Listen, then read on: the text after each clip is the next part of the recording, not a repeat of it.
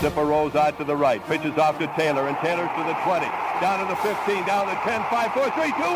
Touchdown, Billy Taylor! Touchdown, Billy Taylor! Billy Taylor scored a touchdown from 21 yards out. The crowd goes berserk. It was November 22nd, 1969. That they came to Barry, Michigan, all dressed in maize and blue. The words were said, the prayers were read, and everybody cried. But when they closed the coffin, there was someone else inside. Oh, they came to Barry, Michigan, but Michigan wasn't dead. And when the game was over, it was someone else instead. 11 Michigan Wolverines put on the gloves of gray, and as the organ played the victors, they laid Woody Hayes away. Under center is Wangler at the 45. He goes back. He's looking for a receiver. He throws downfield to Carter.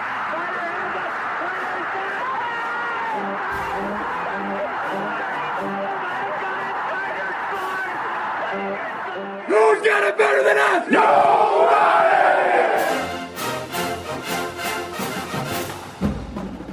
Welcome to the Michigan Man Podcast on Wolverine Sports Radio, a member of the V Sporto Network, and in partnership with SB Nation's Maize N Brew, for Wolverine fans from coast to coast. Go Blue and welcome to the show. I'm your host, Mike Fitzpatrick. Coming up on this week's Game Day edition, my guest is Anthony Broome from our partner at SB Nation's Maize N Brew. But first, my view from Section 17 to get us going.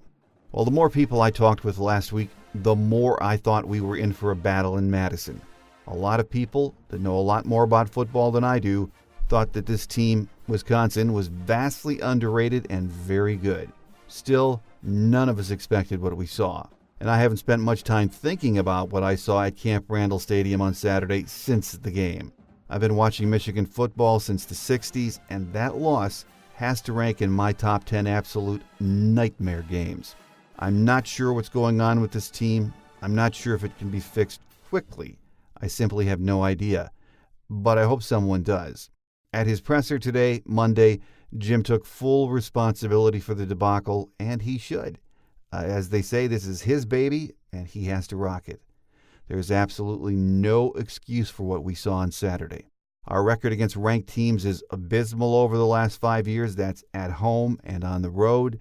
We just can't seem to win big games, and it is disheartening. So it is what it is at this point, and Jim Harbaugh has to get it back on track and fixed and fast. It helps that Rutgers is coming in on Saturday, but the way we're playing, we best not take these guys for granted either. We just aren't good enough to do that right now. So I think you get my drift. Like you, I could go on and on about this right now, and it won't do a darn bit of good. My guest today says he is also at a loss as to what's happening with this Michigan football team. Like all of us, he knows something is broken, and it needs to get fixed and fast. Anthony Broome of SB Nation's Maize N Brew is up next here on this week's Game Day show, here on the Michigan Man, in partnership with that very same Maize N Brew.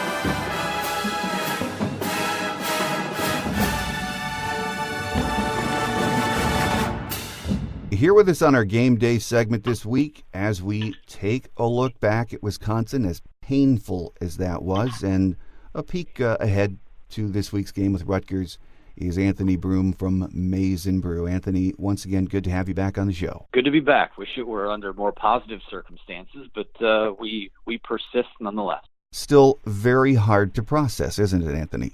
Yeah, and even when so many things go so wrong all at once, you know, we're in media or people that watch and follow the games, you try to come up with takeaways, and you just can't. Like, there's nothing there. The only thing you can possibly take away from that game is when they started moving the ball late in the game. Mind you, game was already well in the hand of the Badgers.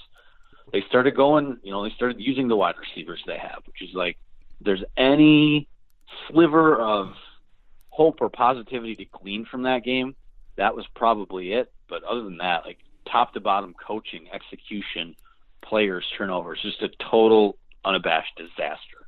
Well, let's start talking about that offense. We expected some kind of a learning curve early in the season.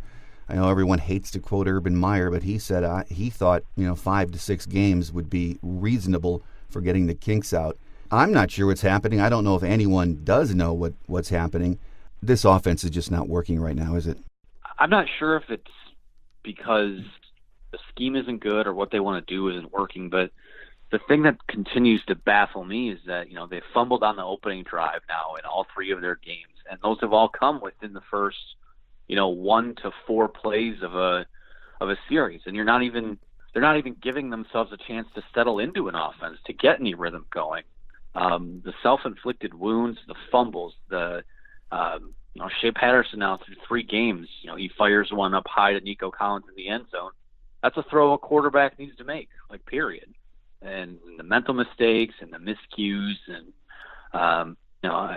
some of what we saw against Middle Tennessee was concerning for sure, but it was one of those things where, like, okay, they were amped up. It was the opening game. We'll see how they come out moving forward, and it's not a concern until it becomes a trend. And not only has it become a trend, but it's been trending downward in a big way. So I don't know if this team knows what it wants to be right now. It's pretty clear they don't know what they are. But I think, and this isn't defending Josh Gaddis or the offense or anything, but before they even got a chance to settle into the offense, before they even got off the play script, they were down 14-0. So it's hard to stomach. I don't know what the fix is because everything is going wrong. A total implosion on Saturday, and we'll talk about Shea in a minute because he seems to be bearing the brunt of a lot of the fans' wrath. But the more pressing issue to me is the offensive line. And when you get behind like we did on Saturday, you're going to have issues anyway. But in the first 2 games, when you look back, they were okay. Again, you have a couple of youngsters, and you're playing without John Runyon Jr., so you expect you're going to have a few glitches here and there. But through 3 games, you just can't sugarcoat it. What we saw on Saturday was not even an average performance. They looked lost, didn't they? Yeah, abysmal, and really, quite frankly, inexcusable, given that you have, and Runyon was back, you have 4 guys from left to right that were all Big Ten caliber type of guys. And I know last year didn't start out great for them, but they got better every week. And by the end of the year, you were looking at, one of the better offensive lines in college football. And I know with an offense change, some of their responsibilities change a little bit, but to have so many, Cesar Ruiz is a junior, Bredesen and Onwenu are seniors, John Runyon's a 5th-year senior. To have those guys playing as poorly as they are, that is so eye-opening and concerning, and that is kind of the theme of, I guess, all the issues they're having. Mm-hmm. I don't know what's going on there. It's really odd. It's really, that's where it all starts. If you can't block, you can't do anything well. And we thought, coming into this year, we thought there was a chance this is, perhaps the best offensive line they've had in 10, 11, 12 years. Mm-hmm. And to trend downward as quickly as they have. And listen, I know, I thought they were okay to good in the opener against Army. That's a defense that sends pressure just about every play, and you had 2 redshirt freshman tackles. So you're like, okay, I kind of get it. But and I know Wisconsin. That's not to take anything away from Wisconsin, but you're supposed to physically be their equal and talent-wise be superior to them, and they just weren't. So again, Ed Warner has to do a better job, I guess. Jim Harbaugh, just across the board, it's just an absolute nightmare. Well, let's talk about Shea Patterson for a minute. Midweek, he said he was 100%. He was ready to go, which is sort of hard to believe because that oblique injury it lingers and lingers. if you talk to most doctors, they'll say it's an injury that you have to rest. It just doesn't go away quickly. And this is supposed to be, as we have all heard, an offense that's perfectly suited to his skills. But when you watch him play, I don't know that if he's lost in that offense right now or he really is hurt, but he just is just so out of sync, isn't he? He is, and it's an injury that they maintain, Michigan maintains, he maintains, that shouldn't be holding him back. And to a certain extent, I don't see how it isn't holding him back. But and I also, things to me, when you look at Shea Patterson, whatever it is, things are not processing quickly enough. Like, yeah, this skill set for what it looks like they want to do is pretty well suited for what a guy of his caliber can do. You have really good arm talent. You are mobile. You can be a little bit of a dual threat. But if you're not making the correct reads or reading the defense as quickly as you need to, there are more than a handful of plays out of that game, and really from the first 3 games of the year where, you look at the route tree that everyone's kind of running, and there's a couple guys wide open, but yet he's locked onto a Ronnie Bell or a Sean McEwen instead of maybe someone down the sideline. There was a play on Saturday where a defensive back literally had just fell down and was wide, and Nico Collins is wide open, and Shea just doesn't see it. I'm not even sure if he's seeing a quarter of the field right now. Like, I don't know if things are happening too quickly or he's hurt and can't focus, but I think through 3 games, you've seen kind of what you need to see. And if it's true that if he truly is hurt to where it is impacting his ability to read and do all these things, he can't play, period. And I know that now you've got an injured Dylan McCaffrey, but if Shea Patterson is so hurt that that's what you're going to get out of him, he can't be on the field. Well, I think what frustrates fans, I know it frustrates them, is other schools have made offensive changes in the offseason, such as LSU. That's the one you can point at. I think most noticeably they are better. Josh Gaddis is a first-time OC. We do know that. And we expected more than this 3 weeks into the season, but is it too early to say Gaddis might be in over his head as far as game calling? To a certain extent, I'd say yes. Like I said, this week, I think it was one that just kind of got away from him with another bad turnover early, with the defense not being able to kind of lock things down and slow down the Wisconsin attack. Like I said, when you develop as a feel as a play caller, when you're able to have some rhythm offensively and you can start doing some different things. But I mean, I don't know. I'll put it this way. I don't know whose decision it was to have Ben Mason take your first carry of the game out of the shotgun from 7 yards out. A guy who's been repping with the defensive tackles all fall. He has not played any running back or fullback in any games at this point.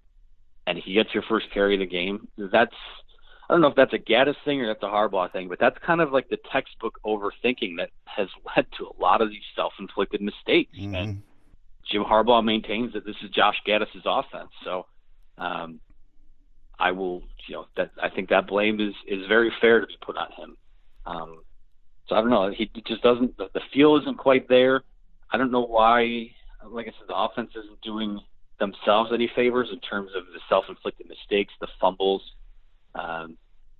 It's just like I said, it's hard to pinpoint across the board, but he's the easiest guy to go after because he is the new guy. And this is, I think, what bothers me the most is that coming off of last year, this was a Michigan team where you're like, it was a pretty efficient offense. I think it was, somewhere between 25th and 30th nationally in terms of like the efficiency rankings.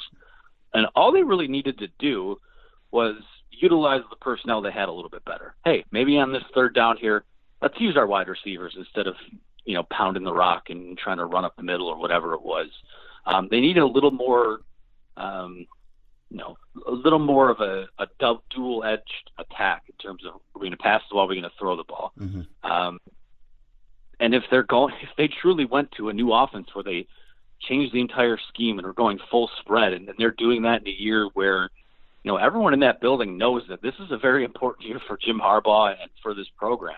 And if they, to think that they would have the time to kind of work this into what they want it to be and maybe lose some games in the process, I think that's a little bit crazy, quite frankly.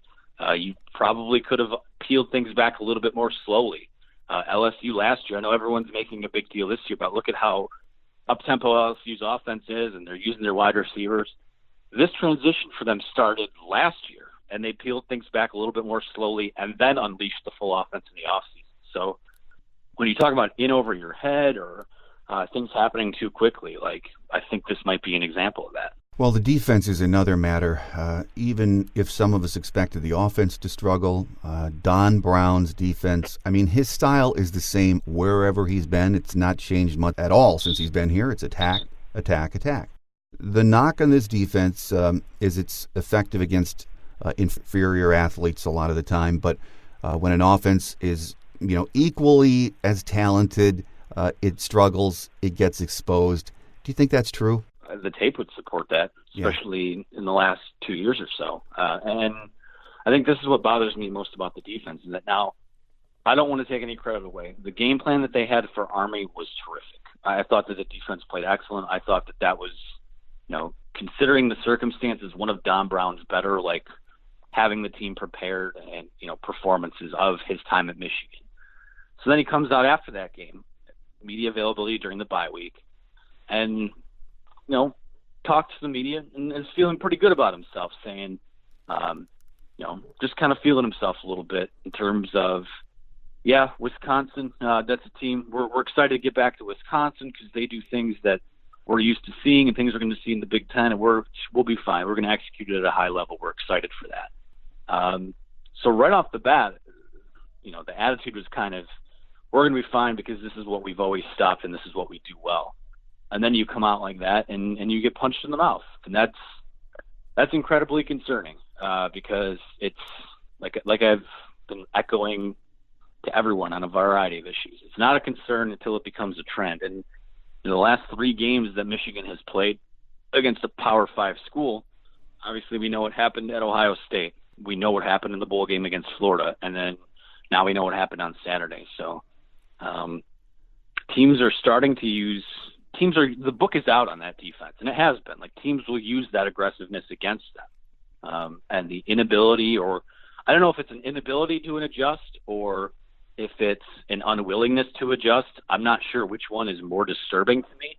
But, for whatever reason, they are kind of set in their ways there. And when they go up against teams that can challenge them and can kind of push them around a little bit, they tend to crumble. And like I said, the tape will support that. So I don't know what the fix is there. Don Brown's the type of guy where I don't really see that changing now, but if that continues throughout the year in these bigger games that they play, because, man, you look at that schedule, there's a lot of them coming. That's maybe that's it here. What I found alarming was Charles Woodson's in-game and post-game analysis. He said the defense was out of position, the corners were using poor technique, the D-line was physically too small to hold up against Big Ten offenses. And then he said they are not prepared to coach properly. And coming from someone like Charles Woodson on national television, I did not expect that. That was just a big slam on Don Brown. Oh, absolutely. And when you see, not just Charles Woodson, you had Steve Hutchinson tweeting things out, Jake Long tweeting things out. And it wasn't negative, like maybe some of the stuff we saw with Braylon last year, but this was, it's concerning enough to where, and really for Don Brown, the defense, the offense, whatever it is, what that game really did, I think, was even the most rational of people, which, maybe this can be debated or not. I would consider myself in that camp, but I think even the most rational people are kind of like, they were in the wait and see mode. They wanted to kind of let things play out. And a lot of people have been saying a lot of the things that they are about Jim Harbaugh and Michigan football for a while. But I think there was a pretty decent chunk of people that were like, okay, let's let this play out, see what happens. And to come out like that, even the most level-headed of people who were willing to give them as many chances as they can. And mind you, it's one loss. It's the 3rd game of the season. But that was – I think it would be a lot easier to stomach if they went into Madison, played hard, competed, and lost close. And you don't want that to happen because, obviously, if you lose close, it means there's something you could have done along the lines. But to come out and be thoroughly outmanned, outclassed, outcoached, as they said, and pretty much every phase of the game is disheartening. And it's when you start seeing the guys who've wore that helmet before coming out and saying that, and Charles Woodson used the term embarrassed. That's a pretty damning mark on where things are at right now. Well, in the Detroit Free Press on Sunday, Sean Windsor made a comment that Jim Harbaugh has, or appears to have, no fire in his belly, and I would not go there, but he did. He said he just looked, blank during the game and after the game, and it all starts at the top as far as the fire and the passion. Do you find him sort of disconnected at times right now, at least when dealing with the media? And I know that's a tough question to answer. Yeah, it is tough because he can be that. He was that way to a certain extent with the media, even when things were quote unquote going well. But right now it seems like you said, a little bit reserved, a little I don't know how to put it, but it's not, a little bit defensive at times when asked a question that he deems isn't fair or might not be something he wants to answer. I mean, I'll be straight up about it. I mean, a couple weeks ago after the Army game, Nick Baumgartner of The Athletic asked him about the offense and the approach in that second half, and they'd run the ball 14 straight times. And Jim Harbaugh took that as like a shot at him, and he called it low-hanging fruit right there in the press room, and that was kind of jarring. So I don't know what's going on there right now. I'm not going to go as far as to say the fire isn't there and he doesn't care about winning, because nobody who coaches or nobody who plays at this high a level doesn't care about winning. But it's pretty clear right now he doesn't know. Maybe he's pressing, the program's pressing. They don't have the answers. He doesn't have the answers, and as a result, that's when you see players with the deer in the headlights look and kind of just, walking slowly out to the field for plays late in the blowout game. There's not a lot of confidence there with anyone right now. And you think about Jim Harbaugh, that's a guy who you think of back to USC, or when he beat USC, beats Pete Carroll, the what's your deal type thing, and then the slap on the back of Jim Schwartz when he was with the 49ers, and a guy who was notorious for running up the score on teams and kind of just doing what he wanted to do because he wanted to do it. I'm not going to say the fire's not there anymore, but I don't know where that guy went, I guess is how I'll put it. Well, I hate to have this conversation 3 weeks into the season, and at Michigan, I never thought we would have this conversation, not only early in the year, but at any point. But do you see after 3 games that after that kind of a loss Saturday, that this team could be teetering and could go either way? Yeah, it certainly could go either way right now. I mean, as currently constructed, and to a certain degree, I think they will figure things out in terms of at least showing up ready to play. I think this is still probably at least an 8-win team, but it's definitely not a 10-win team. It's definitely not an 11, 12-win team that wins the Big Ten, goes to the college football playoff. And I think that's, if you go through the end of this year and you haven't beaten Ohio State and you haven't won the Big Ten East, you're not going to Indy again. I think it becomes something where we need to either have a discussion about what the expectations are and what they should be, because at that point it will be, 15, 16 seasons without a Big Ten title. It will be, X amount of seasons without a win over Ohio State. It either becomes, is this what they just simply are right now, or are they happy with this because money's coming in? And let's not take anything away from Jim Harbaugh. The way he builds the program, he's doing it the right way. The experience he's providing to these kids with overseas trips and things like that, and his thoughts on the transfer rule and being an advocate for that. He's doing a lot of great things in that regard. And, depending on what your criteria is, certainly more good than bad. But if Michigan prides itself on being the quote-unquote leaders and best, and they're not in terms of winning Big Ten titles and, doing big things on the national stage, I think it's fair to have a conversation moving forward about what those expectations are and what the future is there. Well, looking ahead to Saturday, of course, Rutgers coming into town. It's a noon kickoff. Probably just what the doctor ordered in an opponent. Oh, absolutely. I mean, if there's a team in the Big Ten that can be named as the resident slump buster, that would certainly be the one. And we thought, if we thought a bye week was as well placed as it wound up being for week 3, obviously that didn't go as well as we thought it would. But Rutgers is certainly a team that right now you just need to win a football game and you need to get rolling. And Rutgers is a team that, regardless of how good we think Michigan is, Rutgers is terrible, and there's a good chance that you will have the chance to kind of run the score up on them and things like that. So, I mean, right now, can't worry about what happens in the future. You got to take care of who you play Saturday. You got to take care of Iowa next week. You got to take care of Illinois on the road the week after that. I think if there's any sliver of hope that they can turn this season around, this 3-game stretch is where we need to see them start get rolling a little bit and heading into Penn State on October 19th. Because after that, I mean, then you get Notre Dame, and then you go to Maryland, and then you play Ohio, or you play Michigan State, Ohio State. So if this team, this group of seniors, if this staff is capable of turning this around at all, the next 3 weeks need to be pretty impressive. And I know people will say, oh, well, it's just Rutgers, it doesn't matter. Or, oh, hey, Iowa's not that good, or Illinois is terrible. It's like, you know what? Right now they just need to take care of the business that's in front of them. We can't look ahead to Penn State, can't look ahead to Notre Dame or anything like that. If this team looks impressive the next 3 weeks, you can at least feel somewhat confident that they can figure it out. But, if they struggle against Rutgers, if they lose to Iowa, the vocal people are going to get a lot more vocal, and the people who aren't so vocal are going to start speaking up as well. Final question for you, Anthony. I mean, we've heard this said so often, not only in sports, but in other jobs, that you just can't come home again. And Michigan fans wanted Jim Harbaugh to succeed so very much. But, coming back to the school and the program you played in, it doesn't always work, and we've seen that happen in other schools. We also know the job clock is not ticking for Jim. He's safe. But the fan base confidence in Jim being sort of the messianic type answer for Michigan football, I think that's maybe close to being exhausted, isn't it? I would think so. If not totally exhausted, I think it's pretty close to that.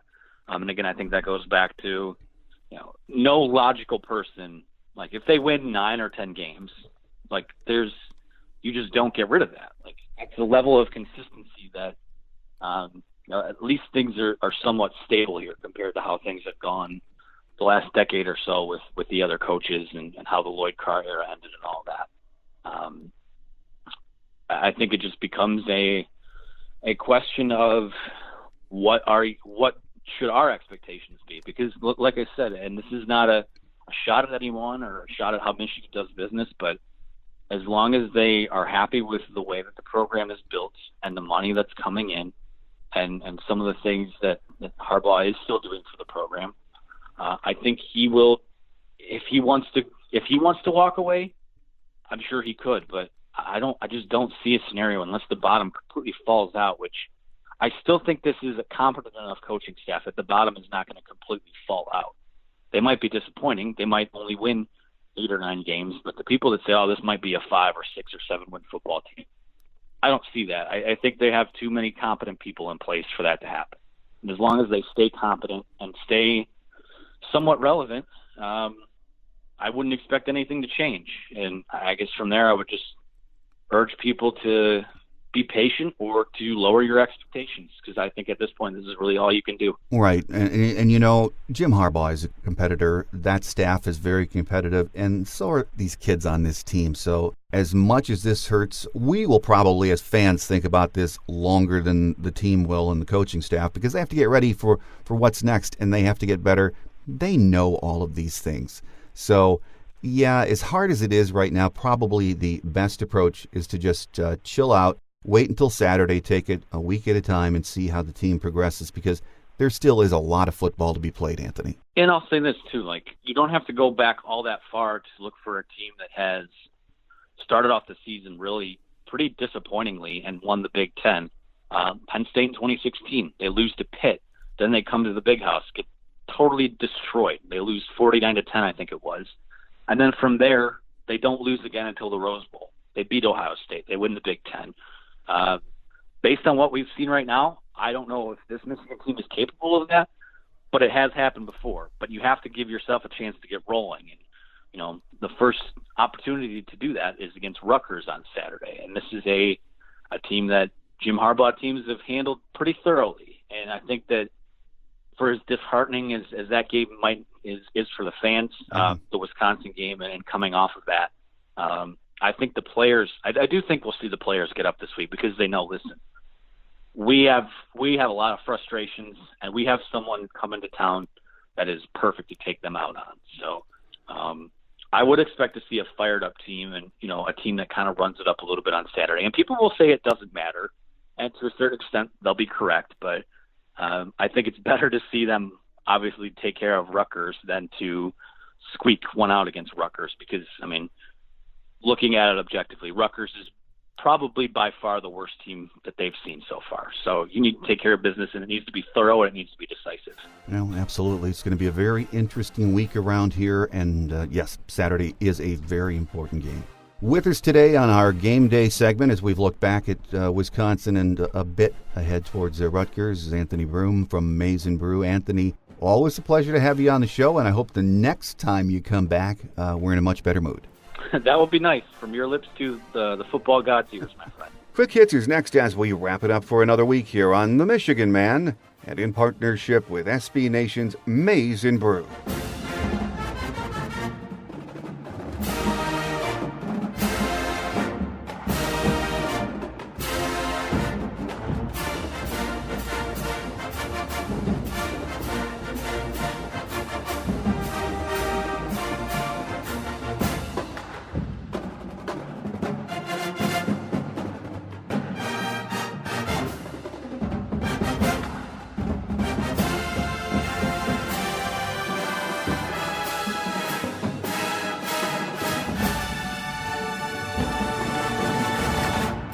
On Quick Hits today, Jim did address the injury situation, sort of, at his Monday presser. He said Dylan McCaffrey and Sean McCune are probable, as is Drew Wilson. Michael Dwumfor is practicing and working his way back. Whether that will be this week, Jim wasn't certain. Shea Patterson is also listed as probable. If he can't go, and let's hope that doesn't happen, Joe Milton, who is now the backup, would be the man on Saturday. It's going to be a long week for all of us, players and fans alike. Hopefully, we're all in a better frame of mind by 12 noon on Saturday. Thanks again to my guest today, Anthony Broome from our partner site, Maize N Brew. On Thursday's Visitors Edition, we'll be joined by Steve Politi from the Newark Star-Ledger. He covers Rutgers football for the Ledger and was voted best sports columnist in America last year by the Associated Press, and he's a good guy. So make sure you join us on Thursday for that. A reminder, wherever you get your podcast, please take a minute or two to rate or comment on the show. We thank you in advance. That will do it for this week's Game Day show. I'm your host, Mike Fitzpatrick. Until we meet again on Thursday's Visitors Edition, take care, and as always, go Blue. Thanks for joining us today on The Michigan Man, here on Wolverine Sports Radio, a member of the V Sporto Network, and in partnership with SB Nation's Maize N Brew. Our listener lines are open 24/7 for your calls at 313-263-4842. That's 313-263-4842. Or email us at themichiganmanpodcast@yahoo.com. That's themichiganmanpodcast@yahoo.com. The Michigan Man Podcast is produced at the studios of Robin Lynn Productions, Allen Park, Michigan, and is not affiliated with the University of Michigan. Go Blue!